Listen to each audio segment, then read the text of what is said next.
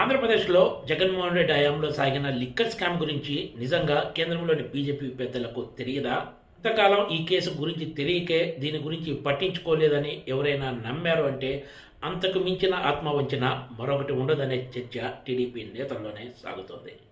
ఎందుకంటే ఎన్నికలకు ఎంతో ముందు బీజేపీ రాష్ట్ర అధ్యక్షురాలుగా ఉన్న దగ్గుబాటి పురంధేశ్వరి పలు అంశాలతో కూడిన నివేదికను హోంమంత్రి అమిత్ షాకు నివేదించారు. ఈ అంశంపై సిబిఐ విచారణకు ఆదేశించాలని కూడా ఆమె అప్పట్లోనే కేంద్ర హోంమంత్రి అమిత్ షాను కోరారు.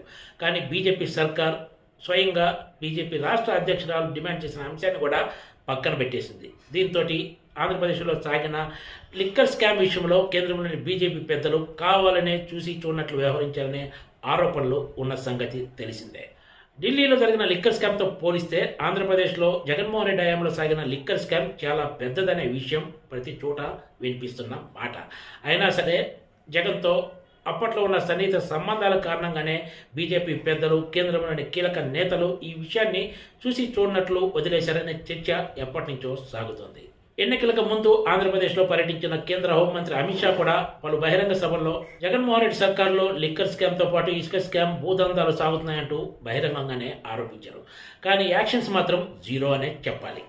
ఆంధ్రప్రదేశ్లో కూటమి సర్కార్ అధికారంలోకి వచ్చిన తర్వాత వైసీపీ హయాంలో సాగిన లిక్కర్ స్కామ్పై పలు విచారణలకు ఆదేశించింది. ఇందులో స్పెషల్ ఇన్వెస్టిగేషన్ సిట్ టీం విచారణ కూడా ఒకటి. తాజాగా సిట్ విచారణలో ఈ స్కామ్కి సంబంధించిన ఆర్థిక లావాదేవీల వివరాలు బయటపడినట్లు అధికార వర్గాలు చెబుతున్నాయి.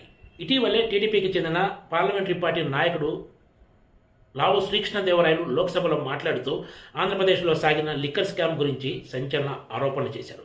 జగన్ 5 ఏళ్ల పాలనలో దగ్గర ₹1,00,000 కోట్ల మేర లిక్కర్ వ్యాపారం సాగితే అందులో 18,000 కోట్ల రూపాయల మేర అవకతవకలు జరిగినట్లు ఆయన ఆరోపించారు. మరో 4,000 కోట్ల రూపాయలను దేశం దాటించారన్నారు. సునీల్ రెడ్డి ఒక్కరే 2,000 కోట్ల రూపాయలను దుబాయ్కు తరలించారని ఆరోపిస్తూ దీనిపై ఈడీతో విచారణ జరిపించాలని లావు శ్రీకృష్ణదేవరాయలు లోక్సభ వేదికగా డిమాండ్ చేశారు.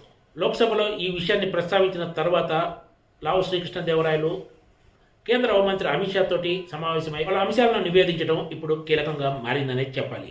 కొద్ది రోజుల క్రితమే టీడీపీ తన ఫేస్బుక్ అధికారిక పేజీలో YCP MP Mithun Reddy liquor స్కామ్లో 3,113 కోట్ల రూపాయలు కొల్లగొట్టినట్లు ప్రాథమికంగా తేలిందంటూ అధికారికంగా పోస్టు పెట్టింది. అయితే వైసీపీ ఎంపీ మిథున్ రెడ్డి తనను అరెస్ట్ చేసే అవకాశం ఉందని హైకోర్టును ఆశ్రయించి తాత్కాలిక ఊరటను పొందారు. ఏప్రిల్ 3 వరకు మిథున్ రెడ్డిపై ఎలాంటి కఠిన చర్యలు వద్దంటూ హైకోర్టు తాజాగా ఆదేశించింది. అయితే ఇక్కడ కీలక విషయం ఏమిటంటే సిట్ విచారణలో ఆర్థిక లావాదేవీలకు సంబంధించిన కీలక అంశాలు వెలుగులోకి వచ్చిన తర్వాత కూడా కేంద్ర ప్రభుత్వ అనుమతి లభిస్తే తప్ప టీడీపీ సారథ్యంలోని కూటమి సర్కార్ ముందుకు పోలేదా అన్న చర్చ సాగుతోంది. అయితే ఈ లిక్కర్ స్కామ్లో వైసీపీ ఎంపీ మిథున్ రెడ్డితో పాటు మరో 3 వ్యక్తులు కీలకంగా వ్యవహరించినట్లు చెప్తున్నారు. ఇందులో ఒకరు మాజీ ఎంపీ అయితే మరొకరు మాజీ సలహాదారు, 4వ వ్యక్తి జగన్మోహన్ రెడ్డి ఫ్యామిలీకి చెందిన మరో కీలక కంపెనీ డైరెక్టర్ ఉన్నట్లు అధికార వర్గాలు చెబుతున్నాయి. అయితే జగన్మోహన్ రెడ్డి హయాంలో సాగిన లిక్కర్ స్కామ్ విషయంలో కేంద్రంలోని బీజేపీ సర్కార్ కఠిన చర్యలకు గ్రీన్ సిగ్నల్ ఇస్తుందా, ఇవ్వకపోయినా మరి టీడీపీ ఈ విషయంలో ముందుకు పోతుందా అన్నది రాబోయే రోజుల్లో కానీ తేలదు. Please subscribe TGTV.